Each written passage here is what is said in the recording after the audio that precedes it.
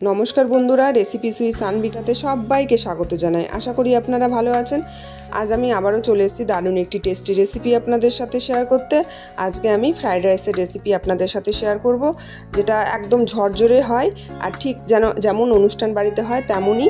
तो स्किप ना करे भिडियोटा शेष पर्यन्त थाकुन आर देखुन केमन करे करछि। फ्राइड राइस करार जोन्नो एखाने आमी निये नियेछि 2 बाटी बासमती चाल। सेटाके आमी भालो करे 3 থেকে 4 बार परिष्कार करे धुए निচ্छि। আমার চালটা ধোয়া হয়ে গেছে। এবার জল দিয়ে আমি এটাকে ঢেকে রেস্টে রেখে দিলাম 1 ঘন্টা। আপনাদের কাছে যদি সময় কম থাকে আধা ঘন্টা রাখলেও হবে।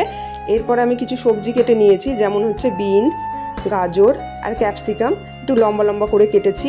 আপনারা আপনাদের পছন্দ মতো কেটে নিতে পারেন। আর নিয়েছি কাজু আর কিশমিশ। এরপর আমি একটা বড় পাত্রের মধ্যে জল বসিয়ে দিয়েছি। জলটা হালকা গরম হয়েছে, তখন আমি দিয়ে দিলাম সাদা তেল আর 1 চামচ নুন দিয়ে নেড়ে চেড়ে নিয়ে আমি এটাতে দিয়ে দেব এবার হাফ পাতিলেবুর রস।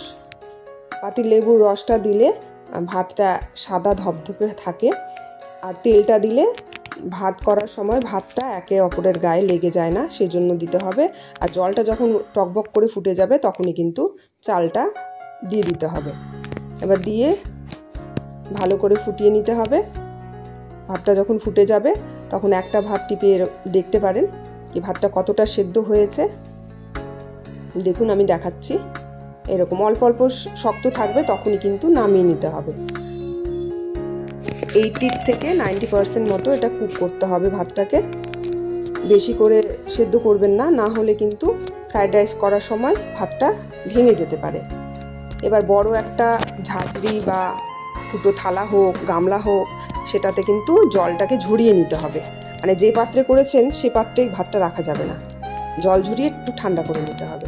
এবার একটা বড় কড়াইয়ের মধ্যে আমি দিয়ে দিলাম সাদা তেল আর 1 চামচ গাওয়া ঘি দিয়ে এবার যে সবজিগুলো কেটে রেখেছিলাম, যেমন গাজর, প্রথমে গাজরটাকে ভেজে নেব।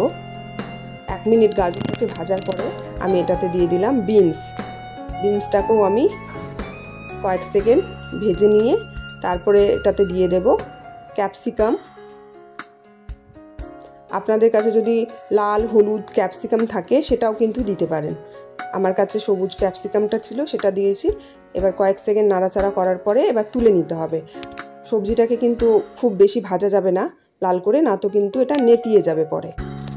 একটু যেন ক্রাঞ্চিনেস থাকে সবজিতে, ওইভাবে করেই অল্প কিছু সময় ভেজে কিন্তু তুলে নিতে হবে। আমি সবজিগুলোকে তুলে নিলাম। এরপরে ওই তেলের মধ্যে দিয়ে দিলাম কাজু বাদাম, সেটাকেও একটু ভেজে নেব। হালকা কালার আসলেই, কাজু বাদামের কালারটা চেঞ্জ হলেই কিন্তু তুলে নিতে হবে। দেখুন আমার কাজু বাদামটা একটু হালকা লাল হয়েছে। তো ওই তেলের মধ্যে আমি কিশমিশটাকে একটু এপাশ ওপাশ করে একটু সাঁতলে নিচ্ছি। কিশমিশটাকে আলাদা করে লাল করে ভাজার দরকার নেই, না তো ওই বেলুনের মতো ফুলে যাবে, আর পরে কিন্তু কিশমিশের টেস্টটা তেতো লাগে। এবার ওই তেলের মধ্যে দিয়ে দিলাম 1 চামচ ঘি। দেওয়ার পরে যখন গরম হয়ে যাবে তখন আমি 4টে তেজপাতা দিয়ে দিলাম। দেওয়ার পরে আমি দিয়ে দিচ্ছি গোটা গরম মশলা, যেমন এলাচ, দারচিনি আর লবঙ্গ দিয়ে একটু নাড়াচাড়া করে নিয়ে আমি ভাতটাকে দিয়ে দিলাম। ভাতটাকে প্রথমে অল্প করে দিয়ে একটু নেড়ে নিতে হবে, তারপরে বাকি পুরো ভাতটা দিতে হবে। আপনাদের যদি ভাতের পরিমাণটা কম থাকে তাহলে একবারে করতে পারেন, আর যদি বেশি থাকে তাহলে আপনারা দুইবারে করে নিতে পারেন। এবার ভালো করে নেড়ে চেড়ে নিয়ে আমি নুন দিয়ে দিলাম পরিমাণ মতো। আমি ভাত করার সময় নুন দিয়েছিলাম, সেদ্ধ করার সময়, চাল সেদ্ধ করার সময়, ওই জন্য নুনটা বুঝে শুনে আমি দিলাম। আর পরিমাণ মতো চিনি দিয়েছি। চিনিটা, মিষ্টিটা আপনারা আপনাদের টেস্ট অনুযায়ী দেবেন।